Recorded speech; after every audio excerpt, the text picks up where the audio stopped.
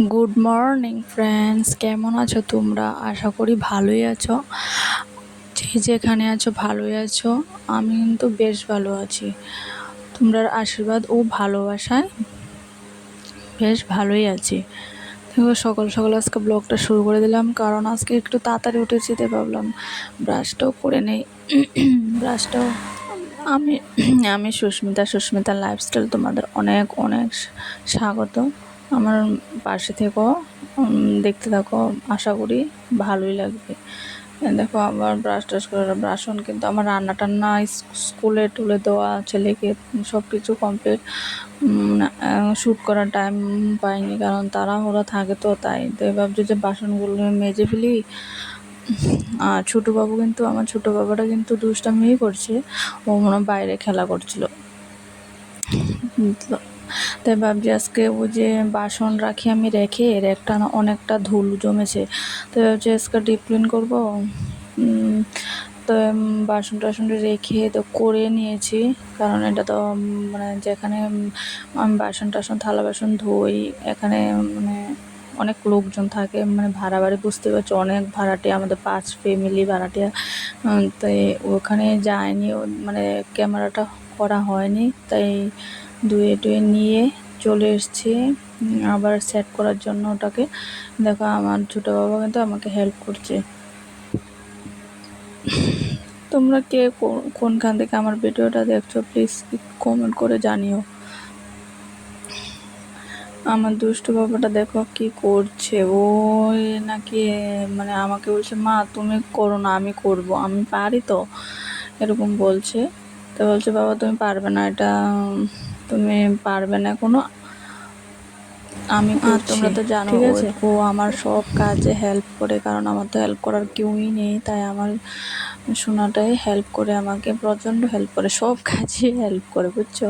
মানে ও হেল্প করার মানে আমার একটা কাজকে দুবার করা, বুঝছো। ও এরকম হেল্প করে মাকে। তো কী করবো, এরকম করলে তো কিছু করা যায় না, ও তো ছোটো, বুঝে না, তাই করে। বড় হলো তার করবে না। দেখো, আমার রেক মানে ধুয়ে টুয়ে আবার বাসনগুলো রেখে সুন্দর করে রেখে দিয়েছি। ডিপ ক্লিন করেছিলাম আজকে। বলো কেমন হয়েছে, কারণ আমার ঘর দুয়ার এত ভালো নেই, যেরকম আছে সেরকম গুছিয়ে রাখতে ভালো পাই। তো দেখো, এটা আমার শাশুড়ি মা থাকে, আমি যখন আসে না ওখানে তখন থাকে, সবসময় তো থাকে না, ও আসে, ওর যখন মন চায় তখন আসে, আবার চলেও যায়, বেশি দিন থাকে না, আসে আবার চলে যায়, এরকম আরই।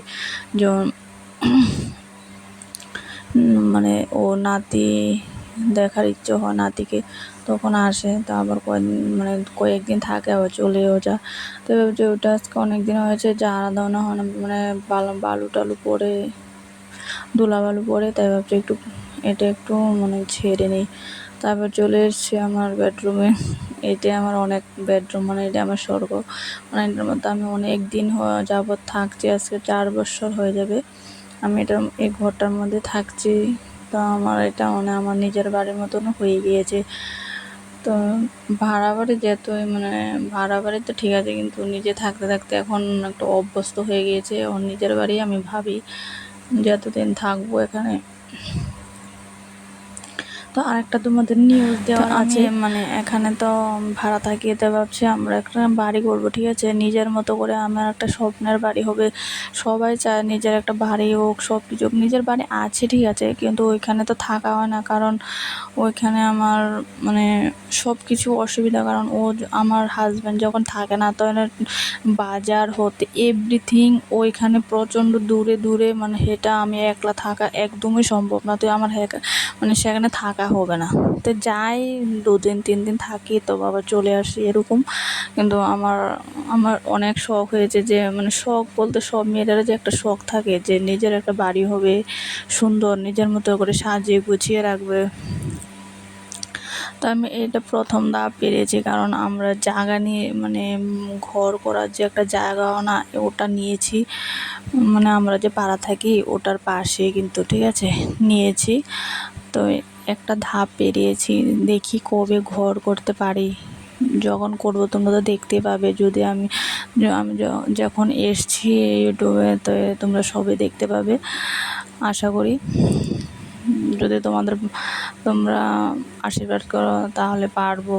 ঠিক আছে, করবে আমার হাজব্যান্ড আরও কমসে কম 2 থেকে 3 বছর পরেই করবে, কারণ জায়গা কিনে ঘর করা অসম্ভব ব্যাপার, তাই না?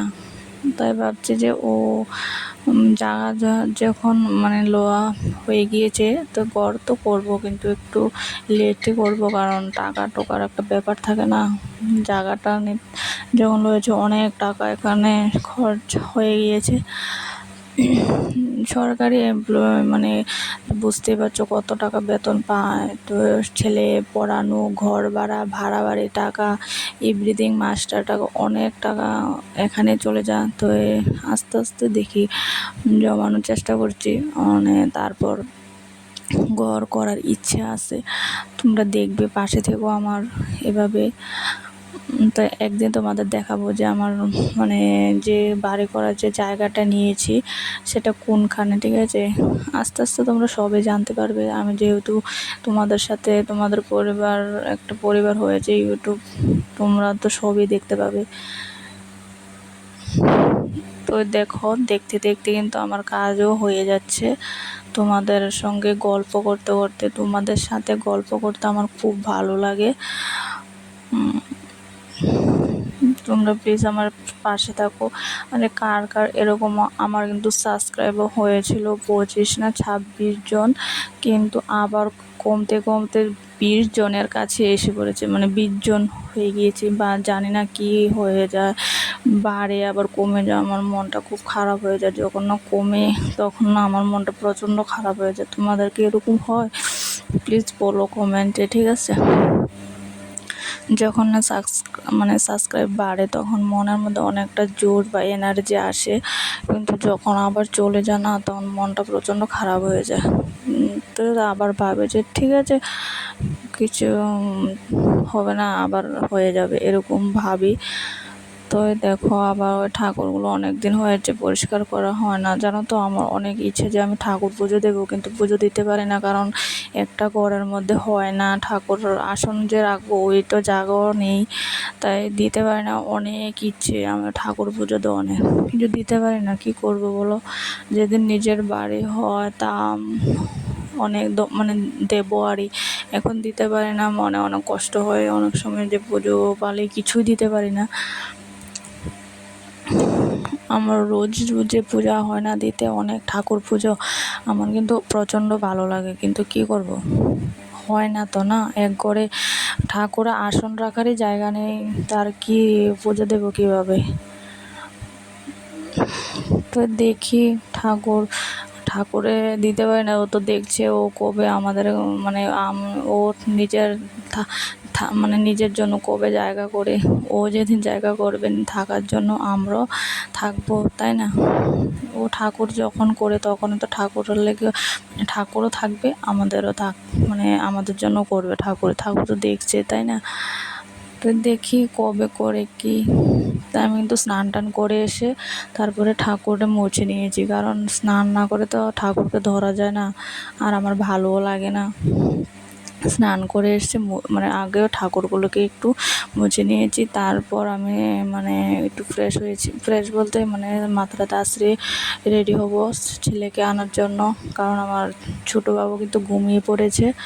এখন যাবো আমার বড় বাবুকে আনতে স্কুল থেকে। আমার বাবাটা জানো তো 8:30 মানে 8:15-20 স্কুলে ক্লাস শুরু হয়, 8:45 থেকে। আর ও স্কুল থেকে আসে 2:15 ছুটি হয়। বাড়িতে আসতে আসতে মানে স্নান করে ভাত খেতে খেতে 3টে থেকে 3:30 বেজে যায়। তো ওর জন্য মানে পুরো সারাদিনটা স্কুলে চলে যায়। তাই কী করবো? তো এখন তাড়াতাড়ি স্কুল ছুটি হওয়ার সঙ্গে সঙ্গে